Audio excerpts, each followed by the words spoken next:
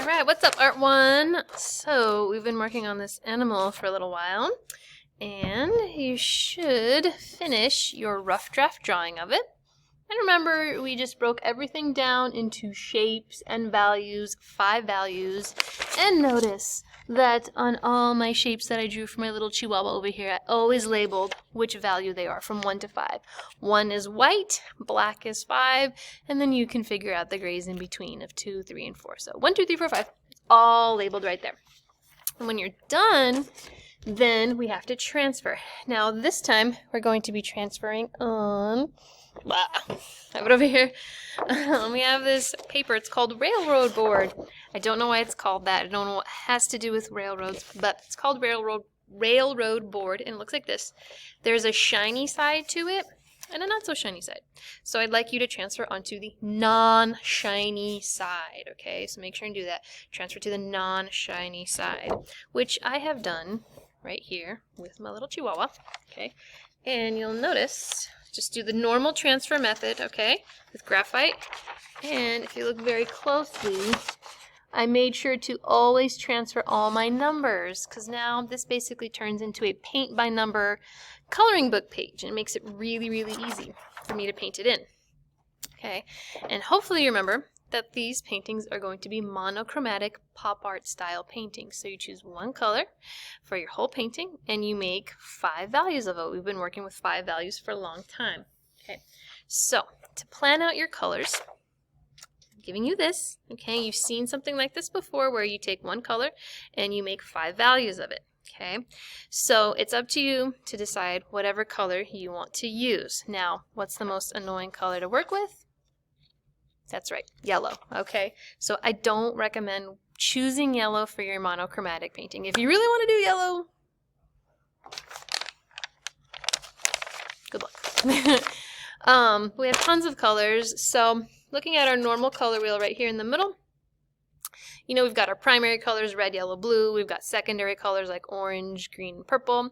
And then I really recommend using those tertiary colors. If you don't remember what a tertiary color is, I'll tell you right now. Those in-between colors with 2 names on them. So like yellow-orange, red-orange, red-purple, blue-purple, green-blue, yellow-green.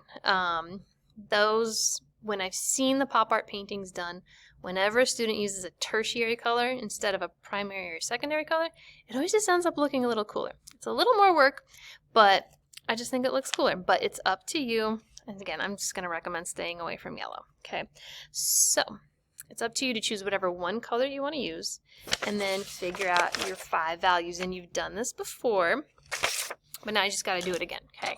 So you make sure you're ultra like comfy with your color and your 5 values. So I chose blue-green, or bluish kind of green, and I prepped mine. So here's my little worksheet. And backtracking, remember, we have to figure out the 5 values based on the color. So I had blue-green, and it's kind of already dark. So does that mean I could get more tints out of it or more shades out of it? So I'm like, it's already dark. That means I can get more tints out of it. So if you notice right here, my blue-green, just the color by itself, is at the number 4 spot. I made 1 shade, which is almost black, and then I got 3 really good tints out of it. This number 1 spot is practically white. It just had a tiny touch of blue-green in it, okay?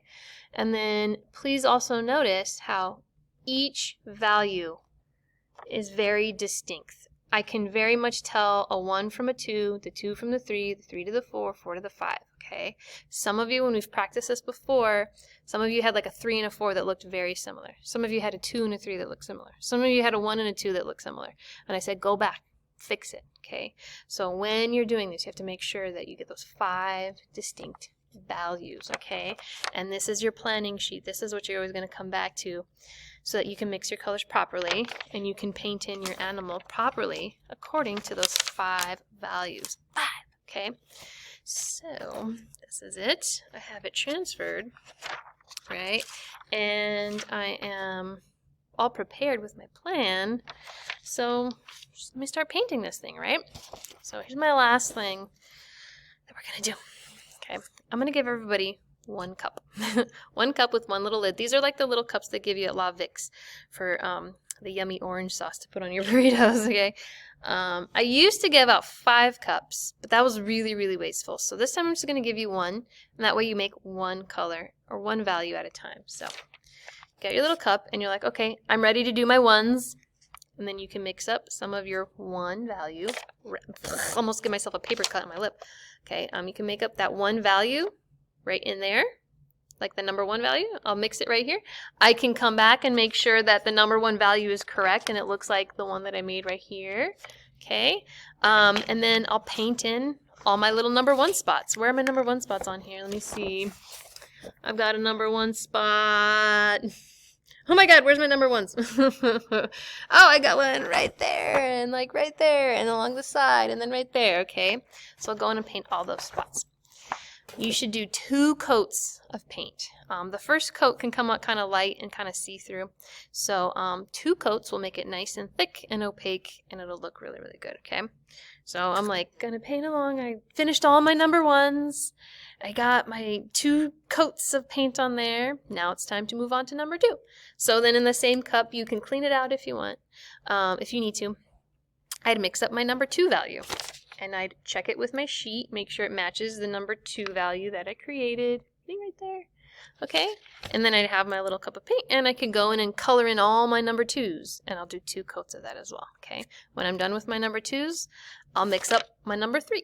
Okay, then when I'm done, I'll go with number 4. If you're nervous about how to start this, then just do the pure color by itself. Whatever color you choose. Like, I could just automatically go for the 4s because I don't need to mix anything. Paint's right here. It's already ready for me to go.